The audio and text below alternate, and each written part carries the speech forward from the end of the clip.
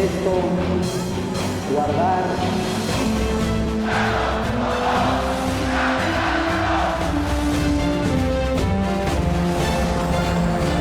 A partir de esta fecha, el nombre del partido es Partido de la Revolución Democrática.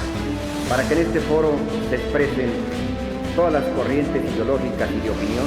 Protesto, guardar.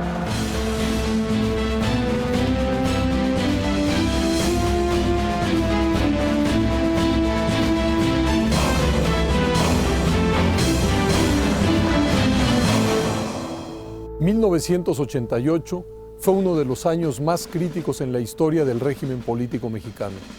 Las elecciones de ese año habían polarizado al país. Existía un ambiente de incertidumbre y de desconfianza. El nuevo gobierno de Salinas debía remontar ese clima de polarización y empezar a trabajar tanto en el ámbito económico como en el político, principalmente en materia electoral. Por su parte, los partidos de oposición definirían su postura ante el nuevo gobierno.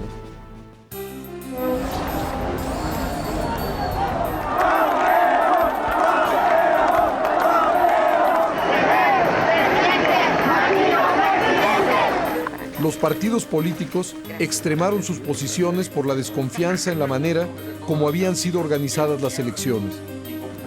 Aquí no se trata de candidatos que apoyan a otros candidatos, ni están únicamente contando estas firmas con el apoyo de nuestros partidos y organizaciones.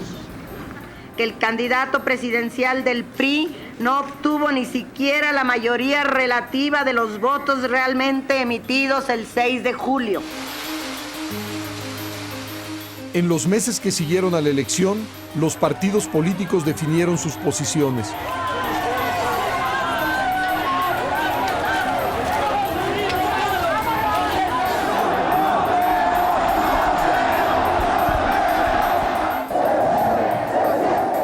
La izquierda, encabezada por Cárdenas, continuó trabajando por la vía institucional, pero denunciando la ilegitimidad del gobierno.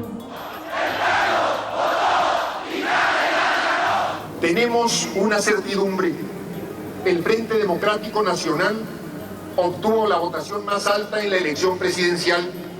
El sistema del PRI gobierno perdió las elecciones en México. El PAN tendió puentes de negociación con el nuevo gobierno. Todo indicaba que Salinas se iba a sentar en el poder. Entonces había que cambiar el sentido de la lucha y había que darle entonces el enfoque de establecer nuevas reglas. Tomaremos la decisión de la actitud que asumiremos el 1 de diciembre. Semanas antes de la toma de posesión de Salinas, el PAN declaraba que el nuevo gobierno tenía la posibilidad de legitimarse en el ejercicio del poder. Formalmente, el nuevo gobierno solo conseguirá legitimarse si desde el primer día de sus funciones actúa como gobierno de transición que acata el mandato popular de democratización, pluralismo, justicia social y soberanía nacional expresado por medio del voto realmente emitido el 6 de julio, a pesar de todas las irregularidades registradas. Por eso insisto que se me conceda el uso de la palabra. Las palabras no hieren, las palabras no matan.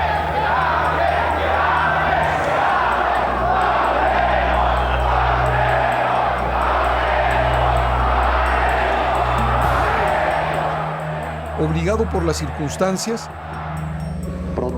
en su toma de posesión, Carlos Salinas convocó a un acuerdo para reformar las leyes electorales. Los Estados Unidos mexicanos y las leyes que de ella emanen.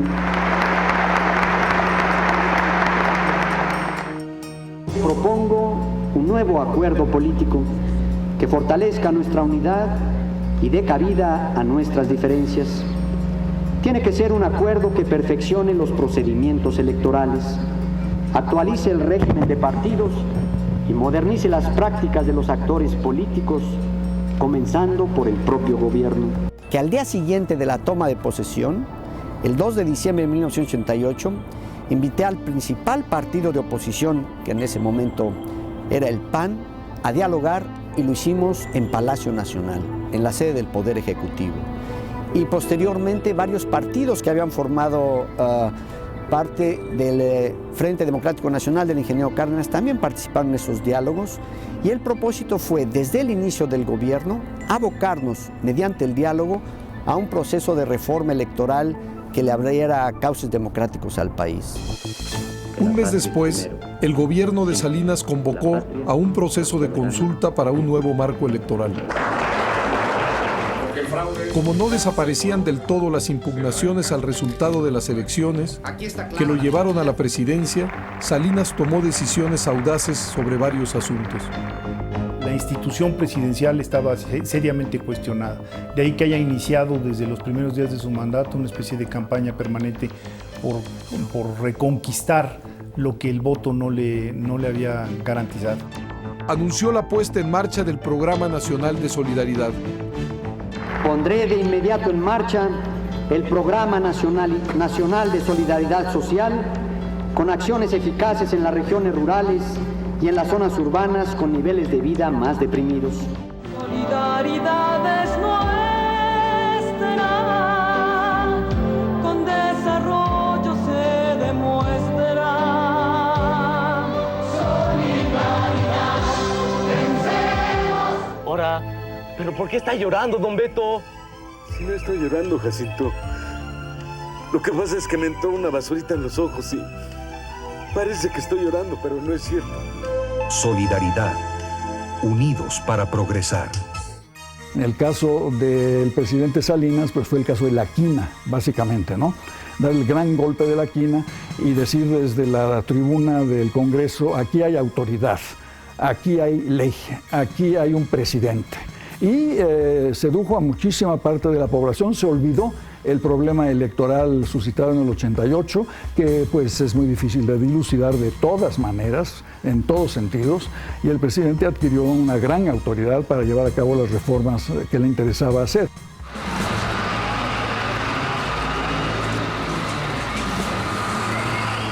El 10 de enero de 1989 fue detenido en su casa el líder petrolero Joaquín Hernández Galicia, la Quina, acusado de acopio de armas.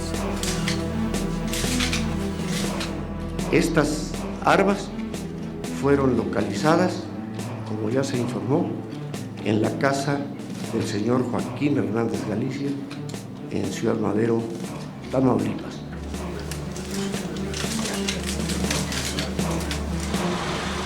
Miembros del Ejército y de la Policía Judicial detuvieron también a Salvador Barragán Camacho, otro importante dirigente petrolero. El gobierno de Salinas descabezó así a uno de los sindicatos más poderosos.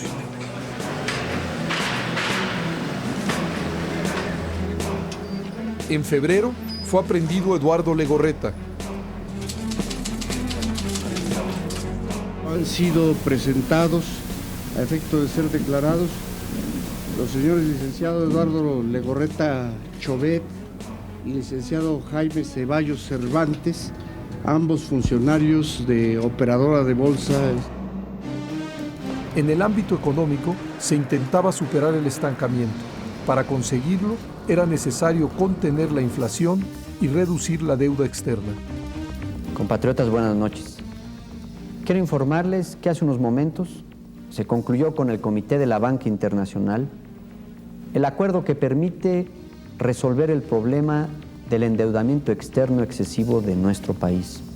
Procederemos ahora a la ceremonia de firma del acuerdo de renegociación de la deuda externa con la banca comercial.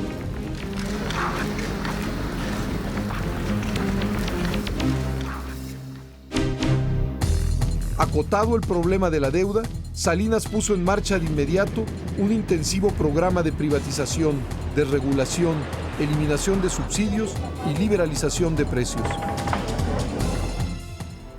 Salinas obtuvo un margen de maniobra en lo económico con la renegociación de la deuda externa y con el pacto para contener la inflación. Ahora tendría que impulsar su proyecto de gobierno y para ello debería realizar cambios constitucionales en diferentes ámbitos, entre ellos el electoral.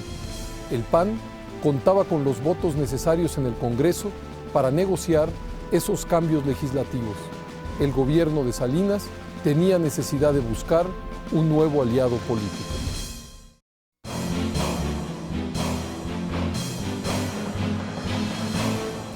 El gobierno encabezado por Carlos Salinas impulsó una serie de reformas constitucionales en varios terrenos considerados estratégicos. La coincidencia de objetivos entre el gobierno y el PAN en materia agraria, religiosa y económica pavimentaría el camino de los acuerdos. Pero además, la necesidad de una reforma electoral que impidiera la repetición del colapso de 1988 resultaría un acicate más para el encuentro entre oposición y gobierno.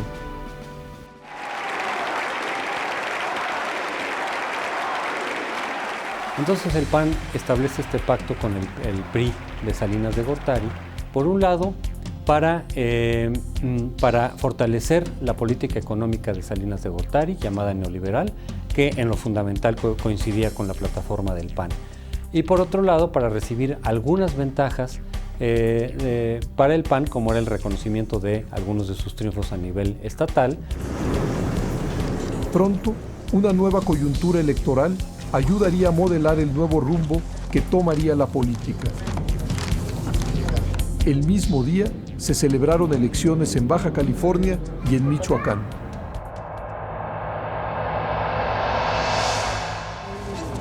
En 1989, en las elecciones para gobernador de Baja California, contendieron, entre otros, Margarita Ortega Villa por el PRI y Ernesto Rufo Apel por el PAN.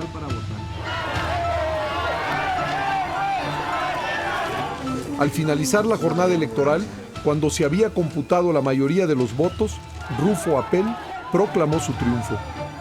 De acuerdo a lo que conocemos a este momento, el 60% de las casillas van computadas. Se está llevando con lentitud, sin embargo, el sentido de la votación nos favorece, tal cual consta en nuestras actas. En 88 gana en Baja California Cuauhtémoc Cárdenas y un año después la gubernatura la gana el PAN. O sea, el electorado está votando las opciones que más eficientemente castigan al PRI. Y eso demostraba que el electorado mexicano era mucho más inteligente y sofisticado que lo que muchos culturalistas estaban dispuestos a aceptar. En su calidad de presidente nacional del PRI, Luis Donaldo Colosio reconoció el triunfo del PAN. Debemos reconocer que esta tendencia de los resultados en la gubernatura favorecen al candidato del Partido de Acción Nacional. Entonces el reconocimiento se va dando de hecho. Quizá el mes de distancia recibo una carta del presidente Salinas, de su puño y letra, felicitándome por el triunfo alcanzado. Así se fue dando poco a poquito.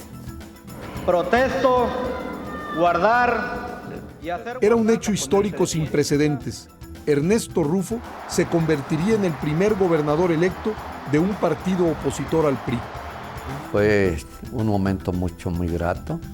Como quiera que sea, habíamos roto un muro que parecía infranqueable. Fue un momento estelar en la marcha de México hacia la democracia. El reconocimiento de la victoria del PAN en Baja California significó que la vía electoral podía ser el espacio donde la pluralidad contendiera de manera civilizada, dejando en manos de los ciudadanos la decisión de quién debía gobernar. En el año de 88-89 el PAN opta por una estrategia grandemente debatida internamente, que va más al diálogo y a la búsqueda de acuerdos políticos. En lugar de la confrontación y del rechazo a la posibilidad de diálogo, vamos hacia una estrategia de diálogo y construcción de acuerdos, que genera los primeros acuerdos en 89. No sucedió lo mismo en la elección en Michoacán. En ese estado, el PRD denunció anomalías de todo tipo con la finalidad, decía, de impedir el triunfo de su candidato. Denunciamos enérgicamente los candidatos a senadores y diputados del Frente Democrático Nacional de Michoacán y en nombre de la corriente democrática a donde se nos hizo llegar. Esto que son evidencias del fraude electoral que está por consumarse.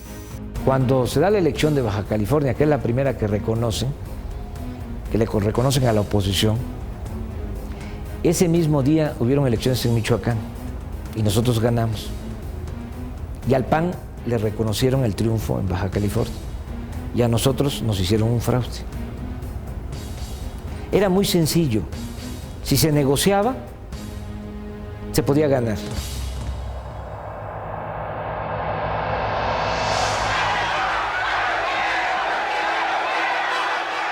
La tensión entre el gobierno y la corriente encabezada por Cuauhtémoc Cárdenas creció. Convoco desde aquí a que organicemos políticamente la gran unidad revolucionaria. En medio de ese conflicto, Cárdenas llamó a conformar un partido que captara el movimiento generado por su candidatura en 1988.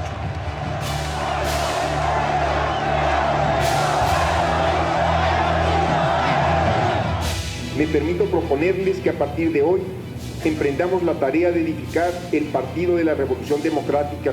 Yo creo que la idea central es que una coalición, un frente, que era el Frente Democrático Nacional, donde estaban varios partidos, donde estaban varios grupos políticos que ni siquiera tenían registro, algunos de ellos, como el mismo grupo de Cuauhtémoc Cárdenas, no era el medio idóneo para seguir dando la lucha, que lo más conveniente era tener un partido político.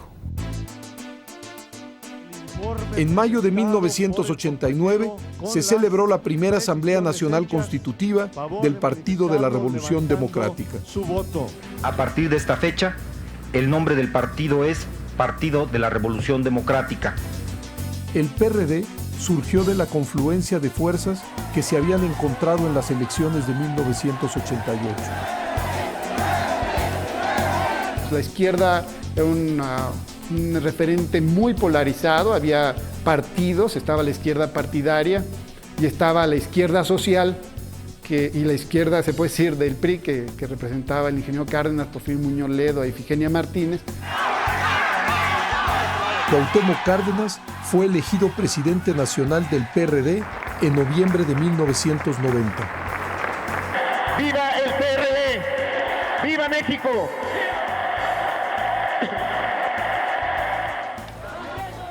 El gobierno ejerció pues mucha violencia en contra de los miembros del PRD. El gobierno trató de liquidar, de hecho, al PRD en la elección intermedia de 1991. Fue una época de muchas tensiones, fue una época en la que el PRD perdió a cerca de 400 de sus miembros, crímenes que permanecen impunes.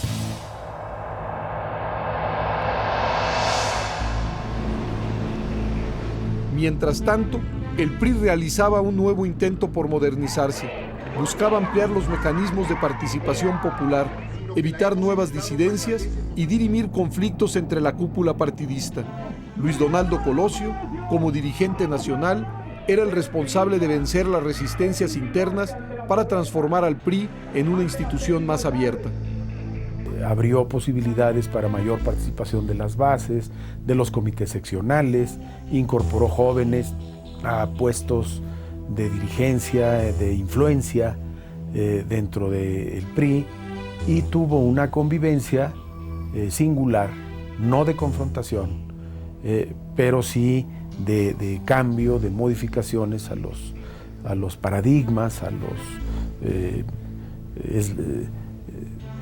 cartabones, digamos, establecidos dentro del PRI. En ese ambiente de renovación, el PRI celebró su 14ª Asamblea Nacional en septiembre de 1990. Hemos refrendado la capacidad para realizar nuestra propia reforma y en esa medida estamos preparados para impulsar la modernización nacional junto con el presidente de los mexicanos. A la sociedad mexicana le ofrecemos un nuevo partido. ¡Viva el PRI! Si bien estos intentos de reforma inyectaron energía al PRI, especialmente a nivel local, no se logró un cambio estructural ni la democratización plena del PRI. Lo seguirá demostrando. Con Salinas en la presidencia y Colosio en el liderazgo partidista, el PRI quiso reencauzar su ideario hacia el llamado liberalismo social, en contraposición de sus tradicionales tesis revolucionarias y nacionalistas. El gobierno de Carlos Salinas trabajaba simultáneamente en varios ámbitos. En el económico, continuaba el acelerado proceso de privatización y el adelgazamiento del gobierno, la desregulación de un amplio número de sectores productivos y la negociación del Tratado de Libre Comercio. En lo social, extendía el Programa Nacional de Solidaridad para atender a los grupos urbanos y rurales más desprotegidos. Mientras tanto, en el ámbito político, el gobierno estaba obligado a buscar fórmulas para que las elecciones dejaran de ser motivo de polarización y enfrentamiento. En ese contexto, estaba por arrancar una nueva reforma electoral.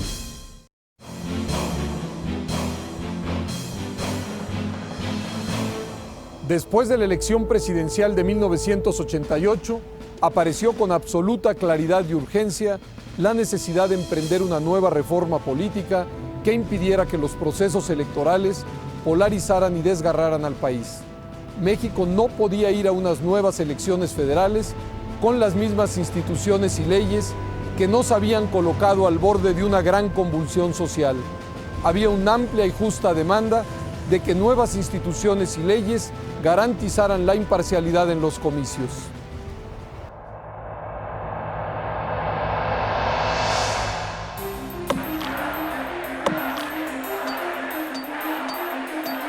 En el mundo posterior a la caída del muro de Berlín, cuando en el mundo de la globalización de las comunicaciones, un fraude electoral era visto como una especie de atavismo del siglo IV, algo ridículo, patético. Que todavía hubiera urnas empanzonadas o alquimia en México en los años 90 era una cosa ridícula, de dar pena. Por el camino que establece el Código Federal Electoral. La discusión hacia una reforma electoral arrancó en los primeros meses de 1989. El punto relevante de la reforma electoral de 1989 y 1990 era definir el perfil de una autoridad electoral imparcial y confiable. Ha convocado a los ciudadanos y a los partidos políticos para que en este foro se expresen todas las corrientes ideológicas y de opinión a fin de llevar a cabo las reformas a la legislación federal electoral que nos permitirán dar más confiabilidad, más transparencia y más credibilidad a todos los procesos en esta materia, con el objeto de fortalecer el espíritu democrático que impera en nuestro país. Justamente en mi bitácora de las reuniones de 89 para reformar 7 artículos de la Constitución y en 90 para crear el nuevo Código Federal de Instituciones y Procedimientos Electorales, COFIPE, yo tengo registradas 400 horas de trabajo con los partidos en 89, 600 en 90, y el tema, aunque estuvieron otros muchos temas, el centro fue la autoridad electoral. Y como estaba empantanado en quién la controlaba, el número de votos, y de ahí no se salía. Para modificar la Constitución en materia electoral, se requería el voto del PRI y de por lo menos un partido opositor. Eso hacía más complejas las negociaciones, pero obligaba al encuentro de posiciones diferentes y a atender los reclamos legítimos de por lo menos una de las oposiciones. La reforma constitucional que fue pactada por el PRI y el PAN resultó muy importante. Los ciudadanos diputados que estén por la... Luego, en julio de 1990, el Congreso aprobó, con el voto de 5 de los 6 partidos políticos, el Código Federal de Instituciones y Procedimientos Electorales, el COFIPE. Sandoval García, no. Votaron en contra los diputados del PRD y algunos legisladores panistas. Entre 1989 y 1990 se logró, mediante el diálogo y la concertación, ponerse de acuerdo para una reforma electoral que tuvo 3 resultados fundamentales. El primero, la creación del IFE, el Instituto Federal Electoral. el cual me parece a mí fue una decisión muy acertada para darle certidumbre a los procesos electorales en el país. El segundo fue la creación de un padrón electoral confiable. Y el tercer aspecto de esa reforma que se materializó posteriormente fue el contar con una identificación confiable. De ahí surgió la credencial con fotografía para votar, que es hoy por hoy el gran instrumento de identificación para los mexicanos. El primer paso fue conseguir el acuerdo para una reforma electoral, para un registro electoral y para una credencial con fotografía. Y conseguir el principio del Tribunal Federal Electoral como instancia que resolviera las controversias electorales y no fuera el colegio electoral. Con todo respeto, señor representante, no procede. En esa primera etapa del IFE, al Consejo General lo presidía el secretario de Gobernación y lo integraban también con voz y voto 4 representantes del Poder Legislativo, un número de representantes de cada partido político proporcional a los votos obtenidos y 6 consejeros magistrados. Los consejeros magistrados eran nombrados por una mayoría calificada de la Cámara de Diputados a propuesta del presidente de la República. La figura de los consejeros magistrados fue el primer paso hacia la despartidización del IFE y que culminaría 6 años después. También se rediseñó el Tribunal Federal Electoral. Sí, protesto. El Tribunal Federal Electoral nace, al igual que el Instituto Federal Electoral, como una respuesta a los cuestionamientos que surgieron en la elección de 1988, a las instituciones electorales, a las reglas electorales, al régimen electoral en su conjunto. Otro punto importante de la reforma fue el tema del financiamiento a los partidos. También se avanzó mucho en el régimen de prerrogativas de los partidos, de los cuales la base había estado desde 77, en 86-87 se abrió brecha al financiamiento de actividades electorales y en cambio para 89-90 se establecieron financiamiento de carácter permanente para las actividades ordinarias de los partidos. El nuevo COFIPE mantenía lo que se conocía como la cláusula de gobernabilidad, esto es, que el partido que obtuviera al menos el 35% del voto nacional y el mayor número de constancias en los distritos electorales, automáticamente recibía las suficientes curules para ser mayoría absoluta en la Cámara de Diputados. La cláusula de gobernabilidad había sido cuestionada por la oposición desde sus orígenes. Para algunos sectores de la oposición, el nuevo marco legal no resolvía lo fundamental y resultaba incompleto. Porque no hubo nada importante de avance. Sí hubo unas cosas de procedimiento que quería el PAN, pero en realidad es una reforma para frenar al Frente Democrático Nacional. Es decir, no cambió el IFE, no se hizo autónomo y se establecieron una serie de candados para precisamente evitar que la opción de centro-izquierda pudiera triunfar en el futuro en el país. Por ejemplo, se prohibieron las candidaturas comunes, las coaliciones, todo eso se hizo muy difícil de realizar. Aquella reforma fue una reforma muy importante, es la reforma que crea el Instituto Federal Electoral. Votamos en contra, el PRD votó en contra, porque, como también se demostraría con el paso del tiempo, esa primera institución, ese primer IFE, todavía tenía una influencia determinante del gobierno en sus filas y una influencia determinante del Partido Revolucionario Institucional a su interior, del Instituto Federal Electoral. A pesar de esas críticas, lo importante fue que con las reformas de 1989 y 1990, México había dado un salto significativo en la organización electoral. Se habían construido 2 pilares para las futuras elecciones, el IFE y el Tribunal Electoral. La nueva legislación normaría las elecciones federales de 1991.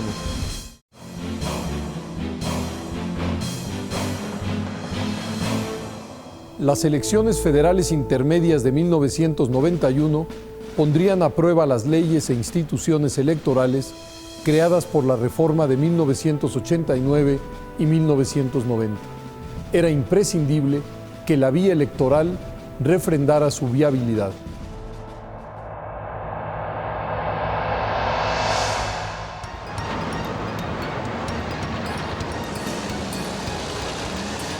En las elecciones del 18 de agosto de 1991 participaron 10 partidos políticos. A los 7 que ya tenían registro, el PAN, el PRI, el PRD, el PPS, el PARM, el PDM y el Partido del Frente Cardenista, se sumaron 3 nuevos partidos que obtuvieron su registro condicionado. El Partido Revolucionario de los Trabajadores, que lo había perdido en 1988, el Partido del Trabajo y el Partido Verde Ecologista de México. Veníamos de una elección muy discutida, la de 88. La gente reclamaba que todo fuera verificable, comprobable. El primer tema era el padrón, el segundo era la imparcialidad de los organismos electorales, y ambos se resolvieron con la participación, insisto, de todos los partidos políticos de manera satisfactoria. La participación ciudadana en estas elecciones fue de las más altas en la historia del país. El PRI ganó las elecciones para diputados federales y senadores, obtuvo 4 gubernaturas y la mayoría en la Asamblea del Distrito Federal.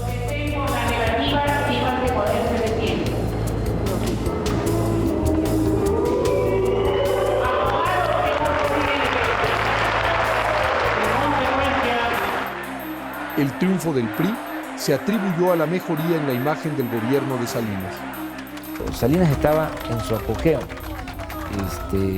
tenía una aceptación mayoritaria de la gente, ¿no? Las acciones del presidente Salinas tuvieron reconocimiento, aumentó el nivel de apoyo al gobierno en los primeros meses.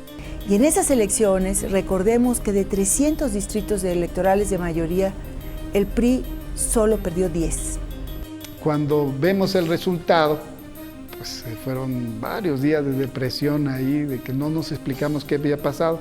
Y la verdad es que Salinas operó políticamente despuésito del 88, con el impacto que tuvo, con el quinazo, con los golpes de mano que dio, pues nos sacó ventaja. Este triunfo electoral le devolvió al PRI la mayoría calificada en la Cámara de Diputados. El PAN subió al segundo lugar de las preferencias electorales y el PRD ocupó la tercera posición. El PRI recobraba la capacidad de llevar adelante reformas constitucionales sin el consenso de otra fuerza.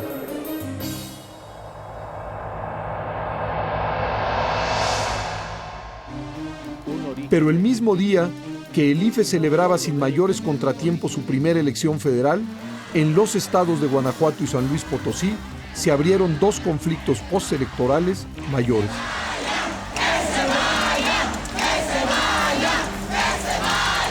Había un desfasamiento en los primeros años de la transición democrática de México entre lo federal y lo local, porque con las instituciones electorales que teníamos en los estados y con los sistemas jurisdiccionales que se tenía, porque no había tribunales electorales, era muy difícil que la controversia electoral y sobre todo postelectoral tuviese un cauce legal.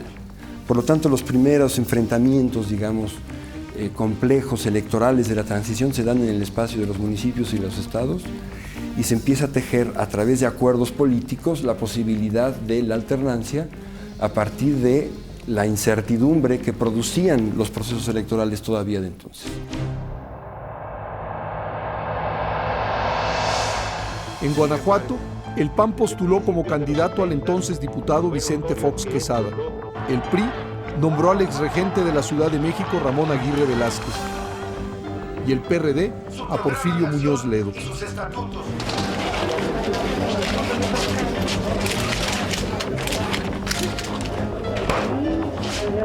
Los resultados oficiales de las elecciones le dieron el triunfo al priista Ramón Aguirre.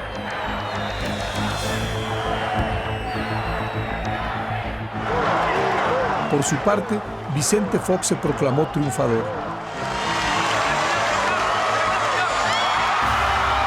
Hay pruebas más que suficientes de todo este operativo criminal, inmoral, que hoy se llama ingeniería electoral.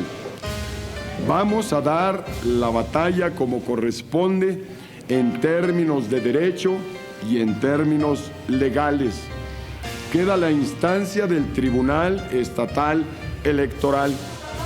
El perredista Muñoz Ledo le dio la victoria al panista. El priista Ramón Aguirre fue declarado gobernador electo de Guanajuato, no obstante las protestas y los actos de desobediencia civil que puso en marcha el candidato panista Vicente Fox. La situación fue la siguiente: evidencias claras presentamos de fraude electoral, de muchas boletas electorales alteradas, pero nunca las suficientes como para anular la elección. Y en aquel entonces la autoridad electoral pues era el propio PRI y el propio gobierno, entonces juez y parte. He de decir que mi compromiso personal fue siempre mantener la discusión pública. En la víspera de su toma de posesión, Ramón Aguirre declinó a la gubernatura. Ante la renuncia del gobernador electo, el ingeniero Carlos Medina es el gobernador interino. Se nombró como gobernador interino al alcalde panista de León, Carlos Medina Plasencia.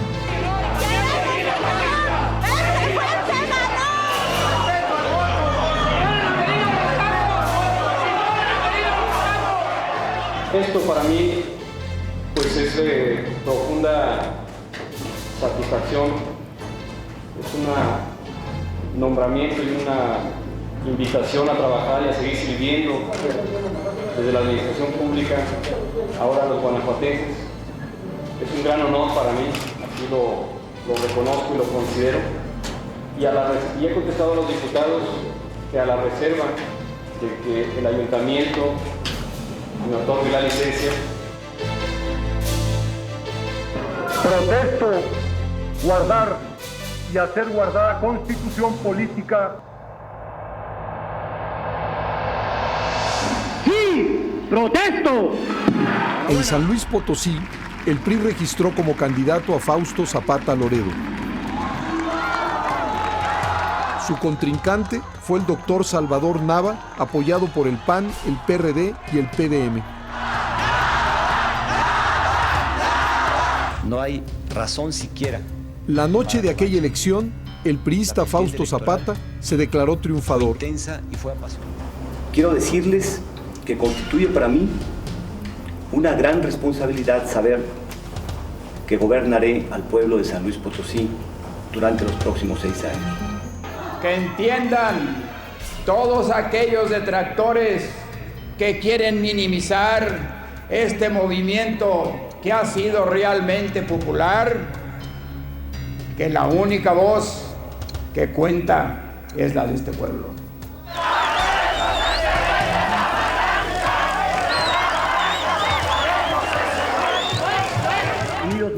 El presidente Salinas de Gortari reconoció la victoria de Fausto Zapata y asistió a su toma de posesión. Y desempeñar leal y patrióticamente el cargo de gobernador del estado. Sin embargo, el nuevo gobernador jamás pudo entrar al Palacio de Gobierno. Habiendo ganado mi padre la candidatura a gobernador, viene la imposición de Fausto Zapata. Ante ese hecho, la gente se organiza y decide no dejarlo entrar.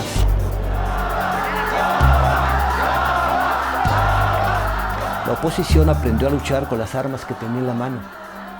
Y una de esas armas era impugnar los fraudes reales o supuestos que habían ocurrido.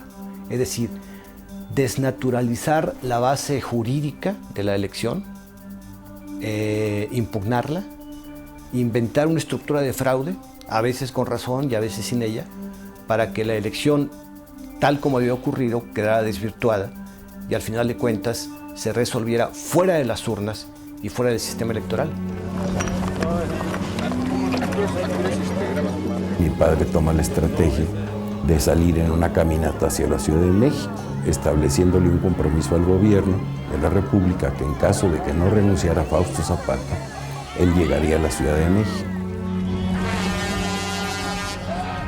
Sí, mira, cuando veníamos en la marcha, la posición que guarda el gobierno es tratar de establecer un arreglo parecido al que se llevó a cabo en Guanajuato. La propuesta de que el doctor encabezara por 1 año y medio la gobernatura en San Luis Potosí, el doctor se niega al asunto, les dice, no es el problema de obtener el gobierno, el problema es hacer prevalecer la ley y que se respete la voluntad ciudadana. Días después, sin haber podido entrar al Palacio de Gobierno, Fausto Zapata Loredo renunció a la gubernatura de San Luis Potosí. El Congreso local designó como gobernador interino a Gonzalo Martínez Corbalá. Guanajuato y San Luis Potosí se convirtieron en símbolo de las llamadas concertacesiones. En muchos estados y municipios no había cauce legal e institucional para resolver y reparar las irregularidades de una elección. Los avances de las leyes electorales federales no habían llegado a los niveles locales. Ante un importante conflicto postelectoral, se recurría a la negociación política que podía llegar hasta la presidencia de la República. El resultado era que la solución a ese tipo de conflictos se daba al margen o por encima de las leyes y las urnas. Si el presidente de la República, entre sus atribuciones no constitucionales, tenía su capacidad de nominación de los candidatos a los gobiernos estatales, dentro de esas mismas atribuciones no constitucionales estaba el hecho de removerlos, como ocurrió en 14 casos durante los 6 años, y muchos más en los años anteriores. A pesar de que los comicios federales se efectuaron sin mayores contratiempos, los conflictos postelectorales en Guanajuato y San Luis Potosí volvieron a colocar el tema electoral en el centro del debate político. Con todos sus avances, la reforma electoral de 1989 y 1990 parecía no haber sido suficiente.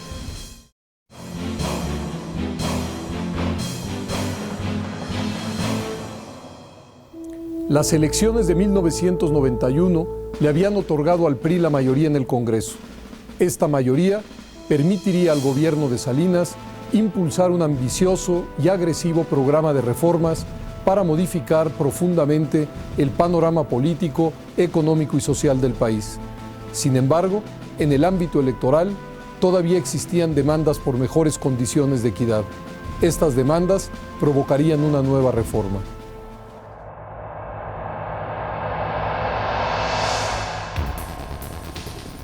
Para 1991, México estaba inmerso en un profundo proceso de transformación económica y social.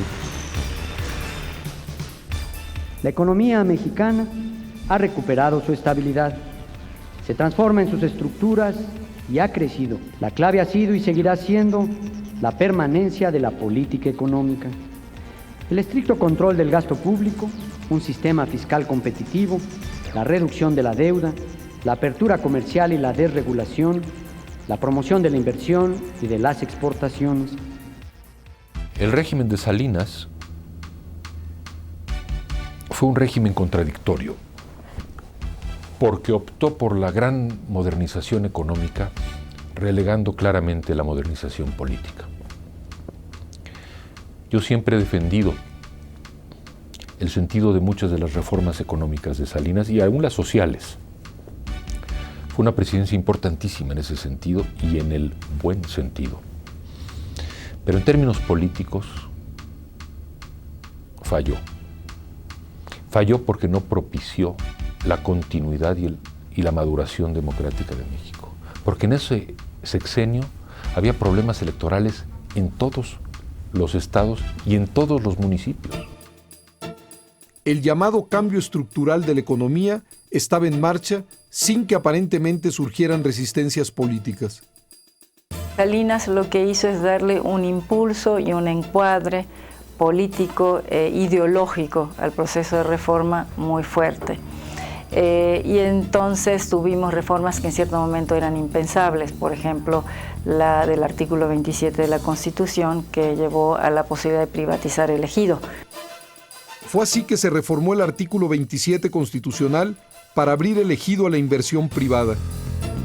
La reforma que aprobó el Congreso de la Unión, mandada por el presidente Salinas, lo que hacía era, por un lado, muy sencillo, se acaba el reparto agrario porque ya no hay tierras que repartir. Y segundo, le da la posibilidad a los ejidatarios de tener plenos derechos de propiedad sobre su tierra. El gobierno de Salinas promovió una reforma constitucional para reconocer jurídicamente a las iglesias.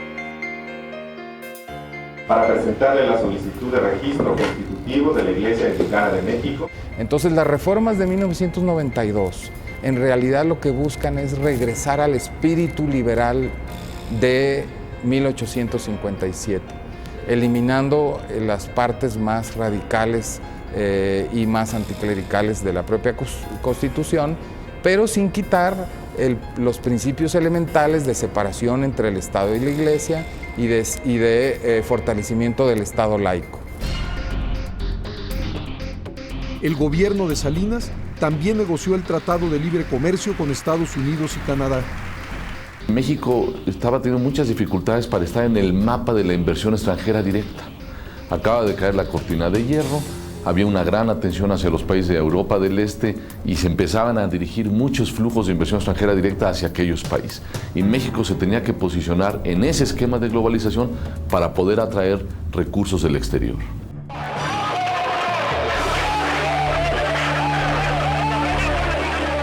Por los conflictos postelectorales en diversos estados de la República y las exigencias de mayores garantías de imparcialidad y equidad de la oposición, el tema electoral se mantuvo en el centro del debate político.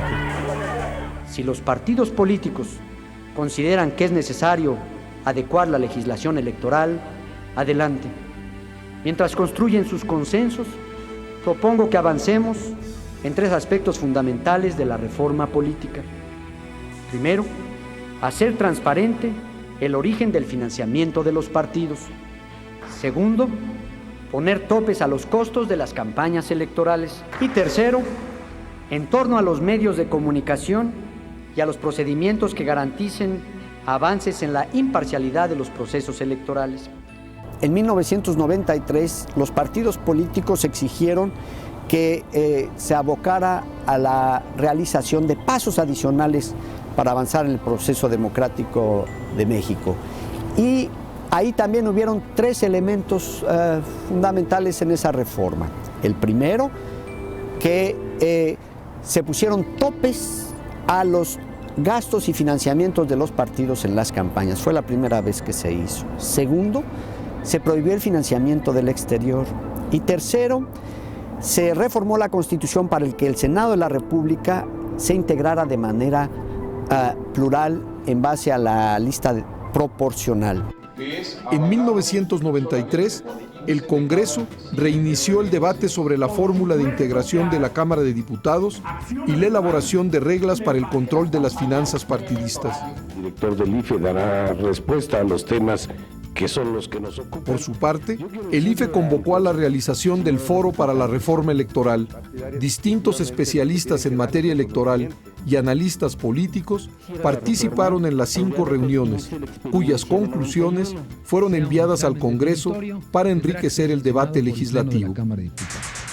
En junio de 1993, el PRI presentó su propuesta de reforma electoral.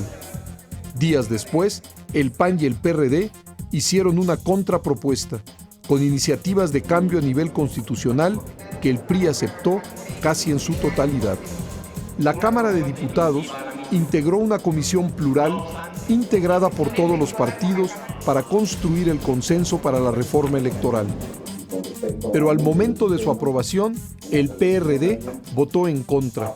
La objeción principal en contra de esta reforma se centró en los alcances, pero no en su contenido. Porque eran reformas que no resolvían el problema. Eran reformas simplemente de carácter cosmético. ¿Cuál era lo fundamental? Que el gobierno seguía teniendo el control del aparato electoral. Y mientras eso ocurriera, no había la menor garantía de que los resultados fueran auténticos.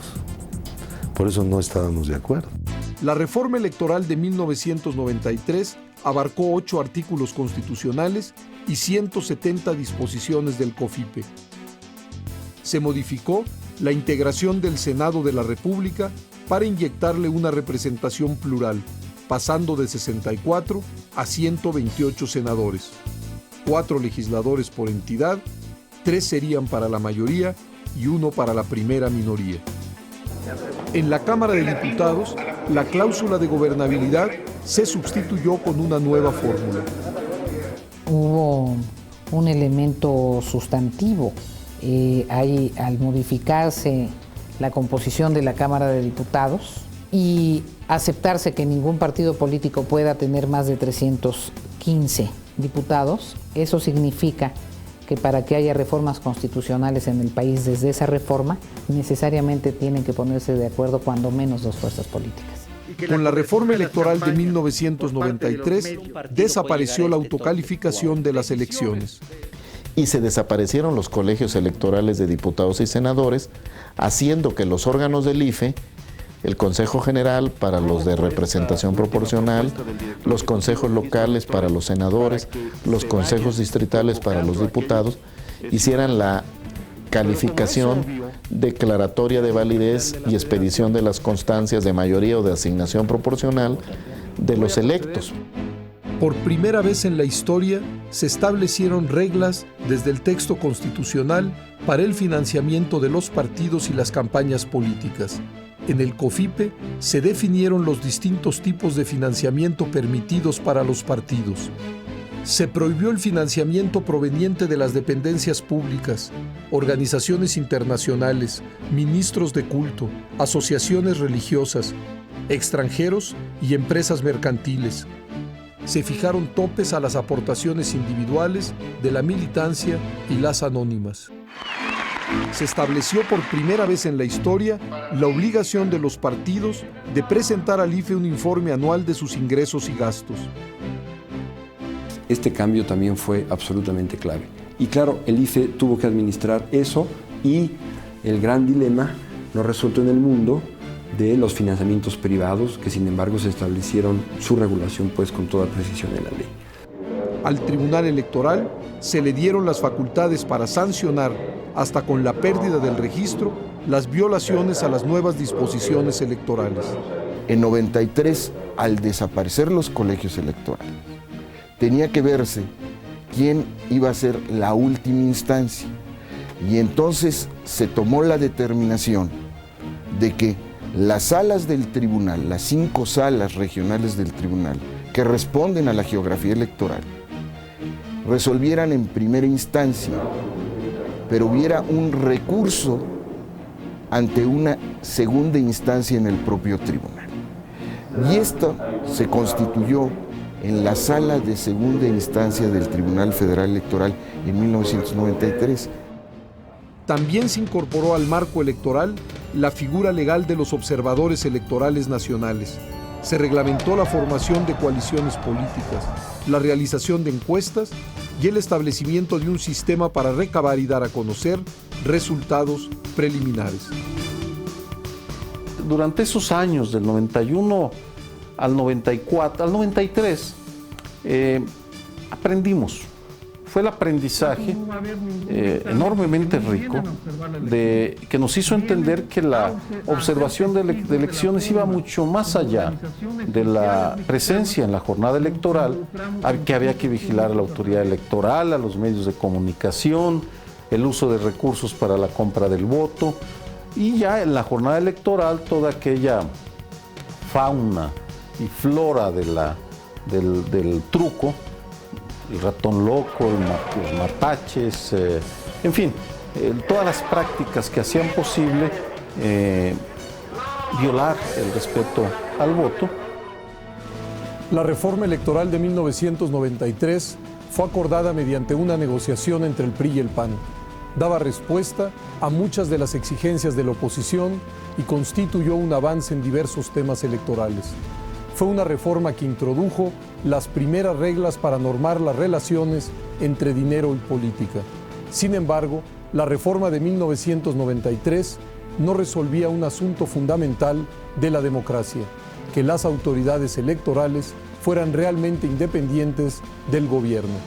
Acontecimientos imprevisibles en 1994 obligaron a una nueva operación política y legislativa, urgente y democrática, pocos meses antes de los comicios para renovar la presidencia de la República y el Congreso. Pero de ello hablaremos en el siguiente programa de esta serie.